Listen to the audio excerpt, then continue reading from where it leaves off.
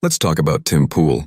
Not because he's important, not because he's insightful, but because he is emblematic of the terminal decline of what passes for commentary in the age of digital rot.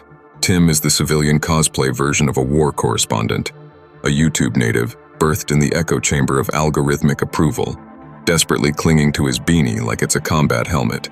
This is the man, no the boy, who has anointed himself the spokesperson of civil war, and who seems to think that regurgitating doomsday headlines in a YouTube basement qualifies as strategic insight.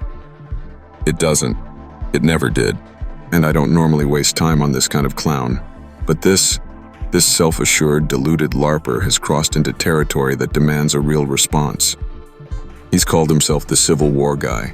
Let that settle in. He didn't fight in a war. He didn't study war.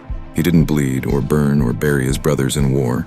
But he read a tweet thread, so now he thinks he's ready to comment on civil collapse like it's a Twitch stream. Let me tell you something, Tim. When the ground shakes and men scream, when buildings collapse under fire, and you're trying to collect your own teeth from the dirt, you don't get a retake. There is no live stream. There's no super chat that saves you. I didn't just watch history happen from a studio. I helped shape it. In 2009 in Kandahar, I was blown up twice. I earned 2 Purple Hearts, but more importantly, I learned something real. You don't get to talk about civil war like it's a fucking branding opportunity. You aren't Paul Revere, you're a Paul Blart. The truth is this: Tim represents a new class of American embarrassment. The intellectually lazy, culturally detached, spiritually cowardly subclass of men who never fought, never sacrificed, but think that by predicting decline loudly enough, they can ride it to fame. They won't build a better country. They won't defend a neighborhood. Hell, they won't even go outside without checking their subscriber count. Tim, your entire brand is fear. You found out that talking about civil war is profitable. That doom sells.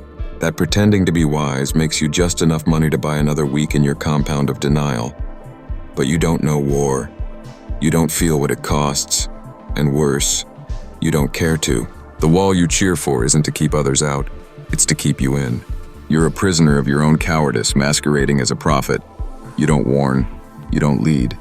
You leech. So go ahead, Tim. Keep chasing your apocalypse fantasy. Keep clinging to this OnlyFans version of journalism where fear is porn and real sacrifice is just a line in someone else's bio.